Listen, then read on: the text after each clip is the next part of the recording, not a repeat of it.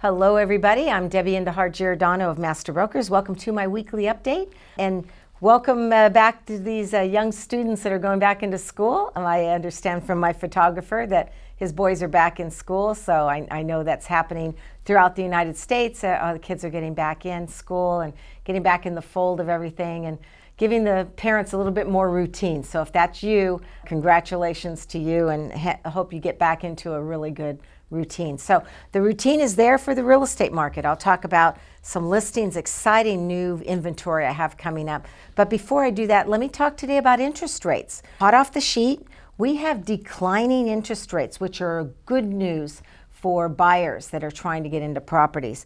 We're at 6.75% today for a 30-year fixed conforming and 5.875, so below 6% for a 15-year fixed conforming, and then a 30-year fixed jumbo is at 6.375, and a 15-year fixed jumbo is at 6%. Don't quite understand why there's fluctuation like that between the rates, but I guess it has to do with what goes on with the bond market and the type of loan, and of course the amount of down payment that you put in, and your credit score will determine what your final interest rate is. So if you talk to your lender or if you send me an email, I'd be happy to refer you a very reputable lender that I work with. So the other interesting fact that I wanted to bring up was in yesterday's San Jose Mercury News. It was in the section called Today's Economy, and it talked about, they did an analysis, and here's the headline by Jonathan Lasner, who's the columnist for that article.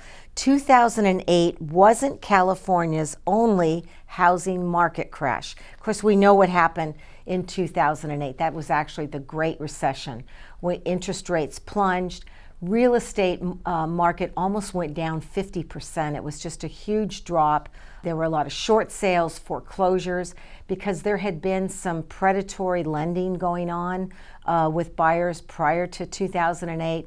They were able to get into homes with little or no money down, no income verification. So a lot of buyers got into homes that they couldn't afford, and it was sad to say, but they couldn't hang on to them when the economic collapse hit. So that affected the market then. But there were some other times, and he goes about talking about it in the article. If you probably look that up online, you can see the whole article. But there were about 4 or 5 times during my career. I was licensed since 1979, so been around a few of these real estate ups and downs.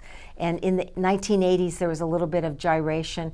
In the 1990s, there was another one. And then right at 2000, things kind of took off, and the properties were going up at 5-10% a year. And then the last few years, we've had a tremendous increase. And even during the pandemic era, those few years, we didn't see much of a decrease, a slight decrease at the beginning, but interest rates were so low at 2.5% that buyers were lucky to get in, glad they did. Property market took off. Everybody thought there was going to be another crash, and there wasn't. So what am I trying to say to you? That all the predictions are usually wrong. We talk about home prices are the highest they've ever been. Well, you look at the economic factors. A lot of buyers are coming in with 20, 30, 40, 50% cash down. They're getting stock market options. The stock market is at its all-time high, so they're able to cash in, get these down payments, and that's bringing a lot of health and a lot of equity into the market, and that creates stability.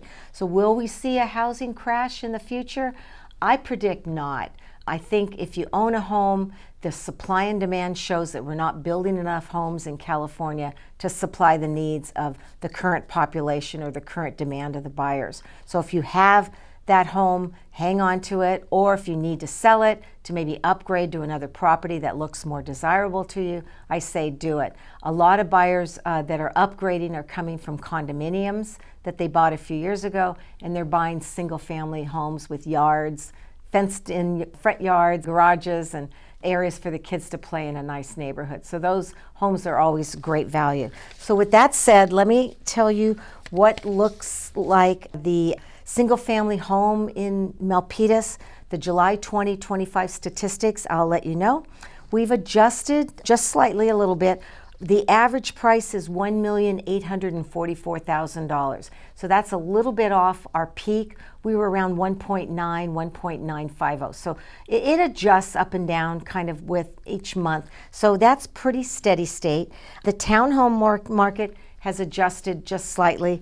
The average home price there is $1,005,000, and that was up to about 1.1, 1.150. So that's taken a little bit of an adjustment, but I don't see that going anywhere. I think the baseline for that will be onward and upward as we progress through the end of the year, especially with these falling interest rates. And if you stay tuned to my future videos, I'll be able to share with you, as I have these upcoming open houses, what the traffic looks like, how many buyers are coming through, and what the exposure is. So if you're trying to figure out when is a good time for you to put your home on the market, we can discuss those variables and see when the best approach might be. So let's talk about upcoming open houses. So mark your calendar.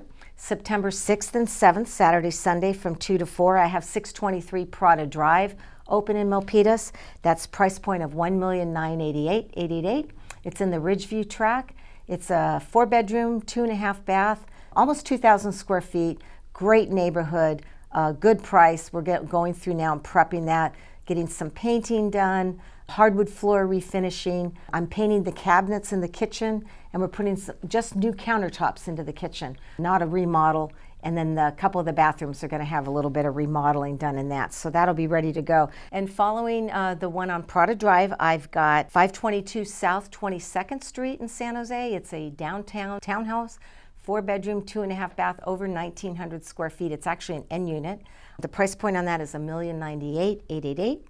And then I'm really excited. I just picked up the keys to 1109 El Camino Higuera in Milpitas. It's up near the foothills. It's a corner lot, huge lot, about 10,000 square foot lot, 3-car garage.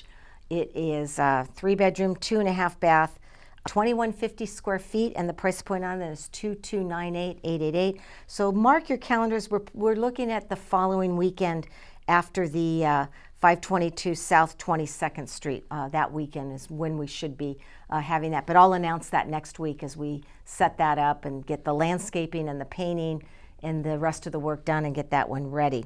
I just met some sellers today. They have a home in the Sunny Hills area in Milpitas. It's a fixer-upper. It's a 3-bedroom, 1.5 bath, and so that should be pretty good. I'm looking at about 1.1, 1.2. It's going to need some work, but we're going to sell it as is, so that might be a really good opportunity for that one. Tenants will move in out next month, and then we'll get that one going, but I'll talk to you about that one. And then the ones I'm holding that are coming soon, 390 Monmouth Drive in Milpitas, 5-bedroom, 3 bath, 1,775 square feet for $1.698. And then 479 Heath Street in Milpitas, not priced yet, but that's a 4-bedroom, 2 bath, 1,328 square feet. So I'm ready to help you. Give me a call, 408-945-8988, and we'll look at your property and let you know what you need to do to get it ready in this amazing market. Talk to you soon. Thanks. Bye-bye.